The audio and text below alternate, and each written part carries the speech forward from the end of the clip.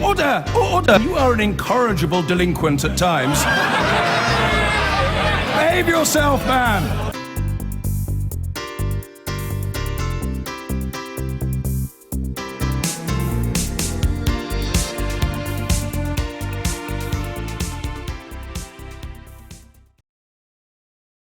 It's A-level results day, and the story has been one of success for the vast majority of students. The pass rate of just over 98% is the same as last year, and record numbers of places have been offered at universities.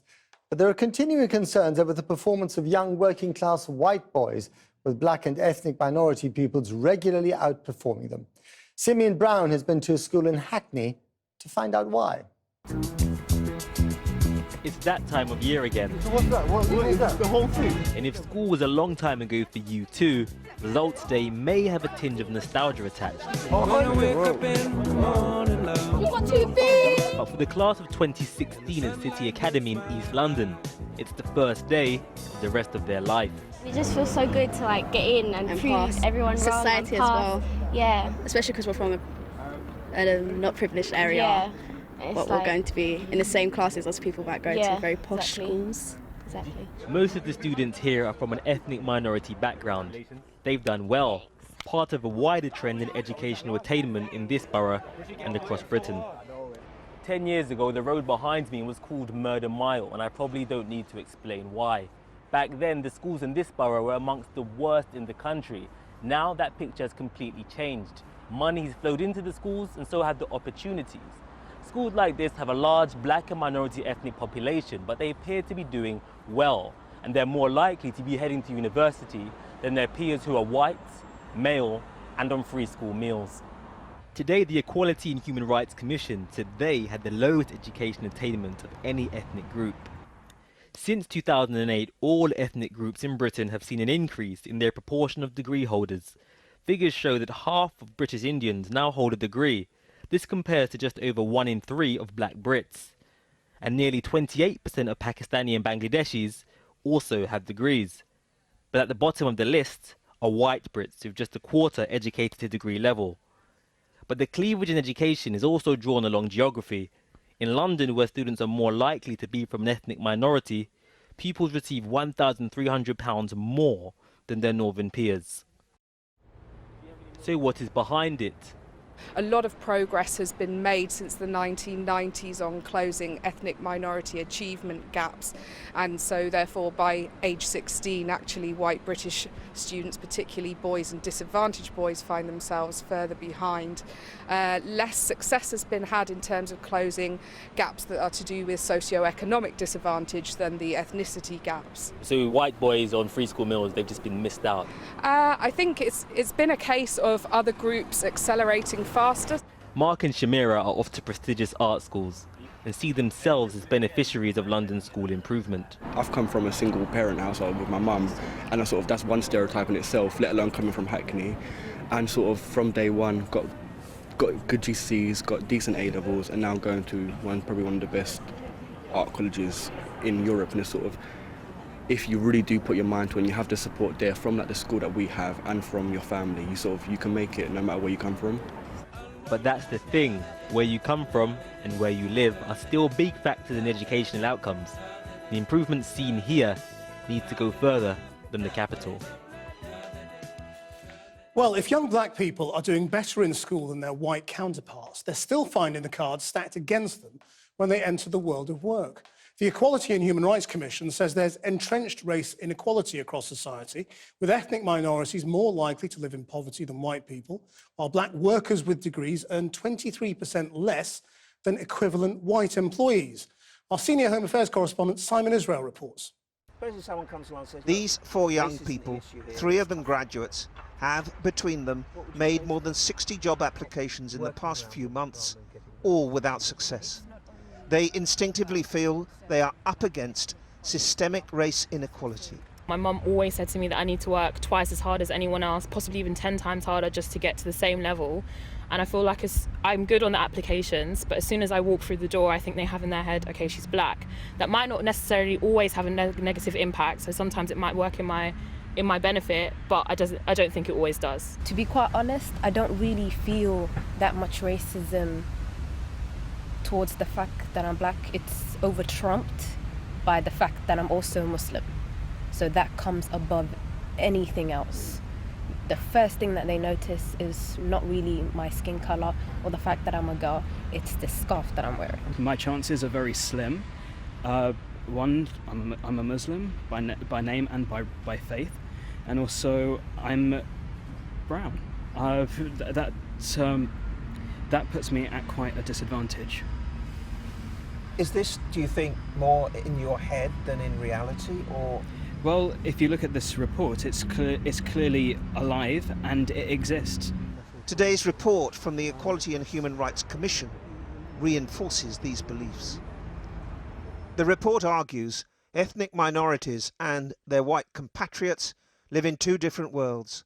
The number of young black Asians who are long-term unemployed has risen by nearly half in the last 5 years, and yet for white young people it's fallen by 2%.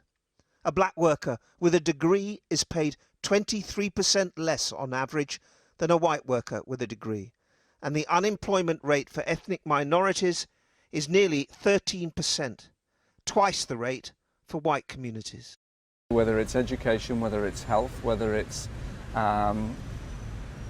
the criminal justice system or employment, young BME people are treated less well, they earn less, and their chances of progression are considerably smaller.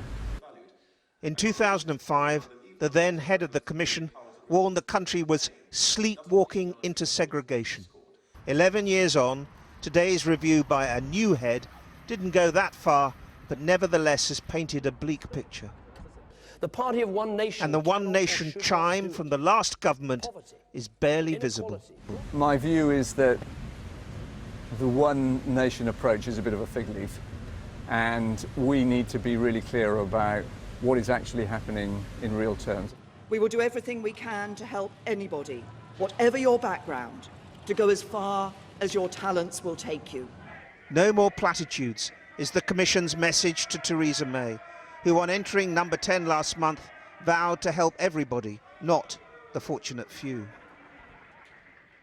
Well, joining me now in the studio to debate the issues, Barbara and Toomey from the National Union of Students Black Students Campaign, Dr. Tony Sewell, founder of the charity Generating Genius, which supports high-achieving students from disadvantaged communities, and the young entrepreneur, Solomon Ian Sangala. Tony Sewell, why is this happening? I think the word is that there is, and we can't deny it, institutional things that are going on here in terms of discrimination. No one would be naive to say that that wasn't happening. But I do think that what happens to those graduates when they leave university is interesting. I do think that there is a sense of not having the networks, not having the just the whole kind of social capital to be able to then engage in getting work. To capitalise on your degree? Yeah, I mean, one example quickly is just, for example, that there are professions that are just logged into Oxbridge. And whoever you, and what happens is you spin out of that world and you take your friends with you and you reproduce that. That is really going to be difficult for poor children, black or white, really kind of dealing with the market. And I do think that is one of the key issues of blocking the progression for those graduates. Barbara and Toomey, I mean, do we just have to be more open about talking about racism?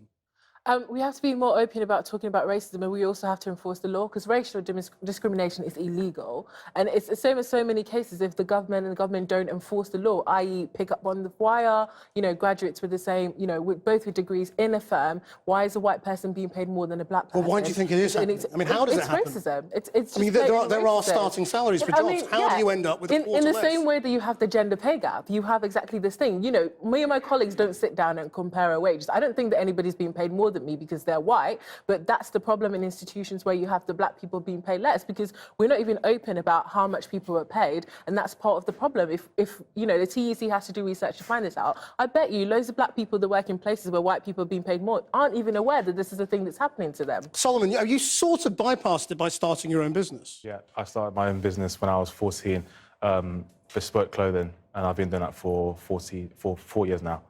Do you feel that there are obstacles out there that you can't get over, or do you think this is all stuff that doesn't apply to you?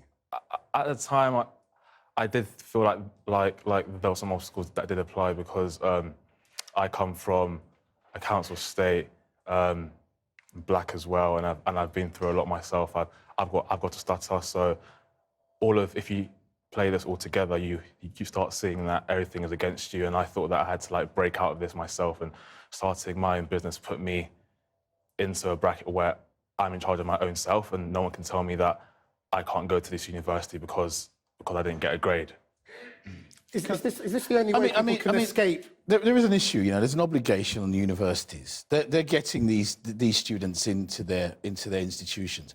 What almost is happening is it feels a little bit like a degree factory, with not the element in there for certain students. And some of these universities, particularly let's put it by the non-traditional ones, have got quite a large percentage of ethnic minorities in there. What's not happening is they're not really teaching those students how to succeed in the real world. And there's an obligation almost for those universities to do more. In fact, even within the universities to create businesses. Cambridge University is an interesting example of that one, where they actually even have spin-off companies around the university. And that's how you even had your Facebook and your Microsoft people moving from Harvard into some those kinds of things. So need to do you happen. think black students are being ripped off? I think ripped off is the wrong word. Well, they're paying for their education, and they're getting a degree that's worthless. The degree isn't worthless. I think you and I have had degrees. I don't think they're worthless. They're actually premium. What isn't happening is that extra value that those students need to succeed in our society. And we know that the job market is not just about applying. It's about who you know. It's about how to network. But the extra value also come at a cost, right? Because we're paying £9,000. Those are black students live in 80% of the poorest areas in this country. We come from working class backgrounds. Most people have to work in order to survive in university. So it's great to say, oh, network and do other stuff, but where is the time when you're being literally squeezed to the bone? Politically, this has fallen off the agenda, hasn't it? I mean, politically, all the talk has been about the white working class and the impact of UKIP, and the Brexit debate has all been geared towards that. It's kind of unfashionable to talk about racism now, in truth, isn't it? I think that there's. I don't think it's unfashionable. I think it's a case of being accurate about where this thing's going. I mean, I don't necessarily agree with you that, in fact, it's necessarily all about stacked against those students. I do think that what has to happen is that you have to empower the students. And, in fact, you have to empower them earlier than university. Well, you have to go. I mean, the evidence shows that even you know, when people enter school in schools, you know, black students and white students are off the same level. But as soon as they enter the school education system, not alone college and then get to university, they're being failed a long time off. I don't know what more a university can do really in order to enable that. I feel like university doesn't really prepare you for life, or school doesn't really prepare you for life. I mean, you haven't gone to university. Yeah, I haven't gone to university. So your qualification to say that is what? Yeah. But from my experience, I've run my own successful business. I've been doing this for quite a few years now, and not many people I know my age are doing what I've done. And not many people are on TV or going into these big networking events, and I've met loads and loads of big people out there, and they always say that getting a degree is the best thing that you can do in life, and I don't really see it. No, I 100% agree. For black students, and in many ways, if we want to really address the issue of racism and for black students to progress, we must have the opportunity to enter higher education. We must have all these opportunities.